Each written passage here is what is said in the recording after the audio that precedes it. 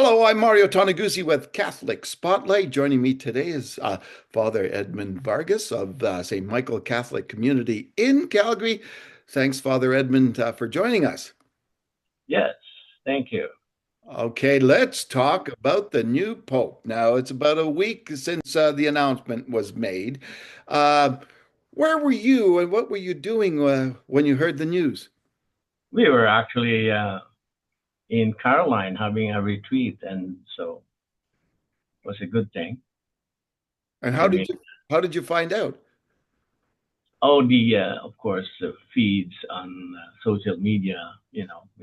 We don't have TV there, so we have to rely on our small screens. So Okay, and it was good. what was your reaction when you found out who it was? Not much really, because I kind of expected somebody a little bit unknown would come out. Like I always believe that the Holy Spirit is at work. The AI didn't prove to be very effective, and of course the projection by the media were not really. Actually, last Sunday somebody was telling me after Mass, I don't know how we can handle the celebration of the Filipinos if the Filipino cardinal you know, was appointed or elected pope. So I said, well, it's important for us to pray together for this new pope. Of course, yes, he was saying it was said that he went into the chapel of tears, and when he came out, he was limping with the heavy kind of responsibility, I think, that he is going to carry. I mean, it's a formidable times, and a lot of challenges he has to face. Yeah. People are watching his words and whatever he. But the good thing is, everything about him, at least in the past 20 years, has been very, very impressive. I would say.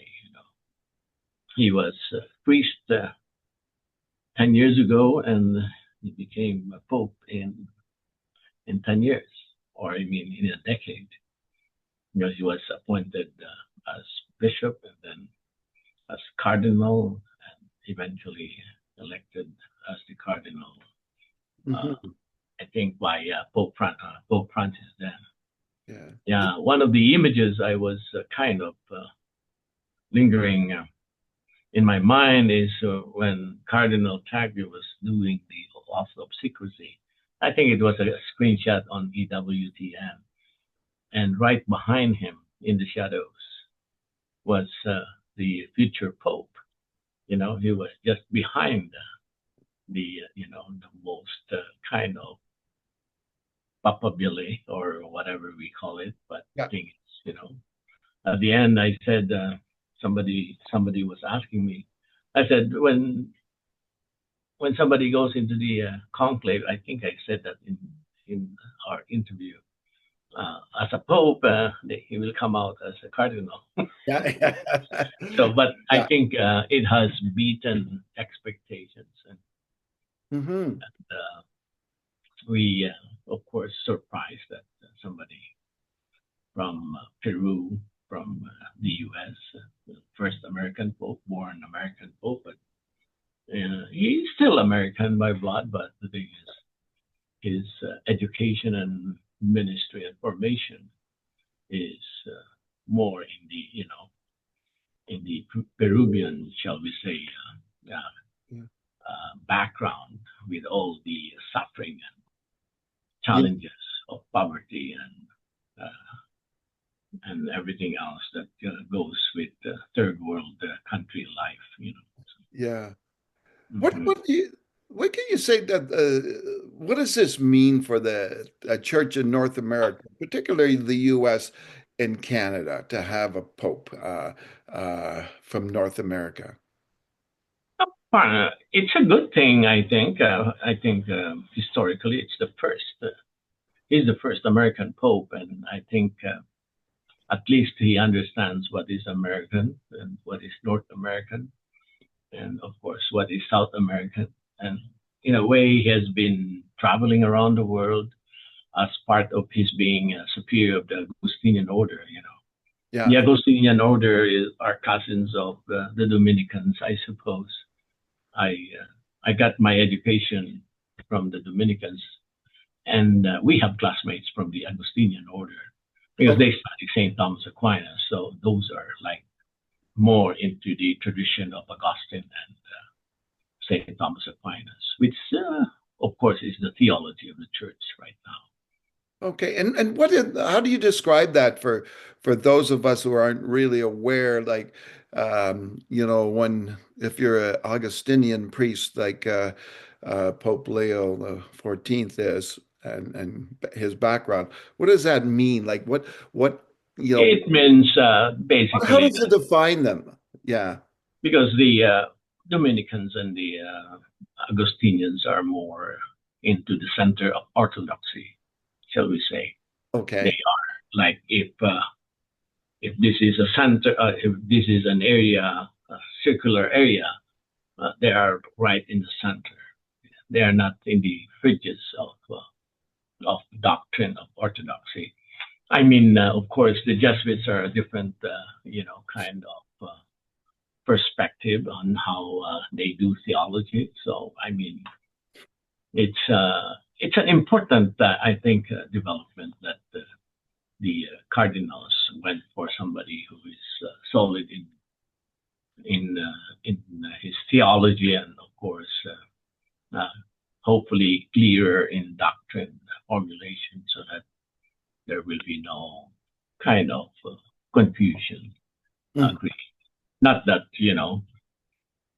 not that Pope Francis created confusion, but it's close to that because even with the doctrine on orderly teaching or the memorandum about the blessing of same-sex marriages and all that stuff, those are kind of gray areas where you have to be a little bit clear, I think. Yeah. Oh, That's how interesting. I see it. And of course, the Pope is hopefully, I think if you notice, if he was able to, he chose to use the traditional, kind of vesture of the Pope, the stole, a little more ornate, but I don't know what it means. But the thing is, he's more into the traditional way of celebrating Mm. the liturgical kind of celebration. So Yeah. Um, yeah. some people were pointing out he chose this gold thing around the neck, for his chasuble. I mean, it's a simple kind of. And by the way, it's not. He didn't order it from from a tailor, but the thing is, it's one of those that are offered in that chapel of tears. What to wear, what Hmm. you will come out with. And of course, after he was proclaimed pope, he led the mass for with the cardinals, and so that's where he wore that white vestment. So it's I think so far after a week, it's been great. I think it's Okay. good. What can you tell me about the name? Everybody always talks about how the name is significant when a pope chooses a name. What do you think? His message was to the church, to the world. Yeah, because the thing is, Leo the 13th is of course noted for his social encyclicals. He was more into social justice. Rerum Novarum, to name one, is authored by Pope Leo the 13th, and actually it's something we can reflect on because when the election of the Pope was made, it was on the traditional feast of Saint Michael. I was mentioning that in a homily last weekend that he was elected during the apparition of Saint Michael's in Apulia in Italy in the 5th century, and it has been part of the old calendar of the church. It's no longer in the new calendar, but traditionally, even parishes with Saint Michael's patronage, they celebrate May 8th. Mm. And to top it all, as a matter of coincidence, Pope Leo XIII was actually the author of the prayer to Saint Michael. Mm. So I think the legions of Saint Michael went down into that Sistine Chapel to inspire them really clearly who to pick. I'm not sure, but that's how I see it. It's a spiritual thing.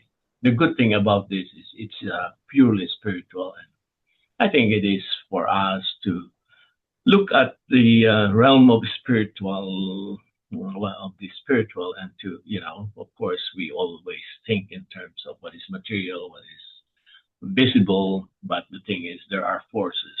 The prayer to Saint Michael is an acknowledgement of the reality of the spiritual forces of evil as well. Okay. And of course, the existence of the archangel Michael and other angels is a testament to the existence of the spiritual world. And of course, we are partly spiritual. Once our spirit separate from our body, we're dead, but the spirit soars. So Hmm. and continue to live forever. So that's one of the significant things about the date of the election and the choice of the name of Leo the 13th. So Excellent. And yeah, we're going to talk next time, we're going to talk more about Saint Michael the Archangel, and we'll discuss that. But thank you so much for joining us, yes, Father. very good. Yeah, Okay, then. That was okay, Father Edmund Vargas, who is with St. Michael Catholic Community in Calgary. I'm Mario Toneguzzi with Catholic Spotlight. Thanks for joining us today.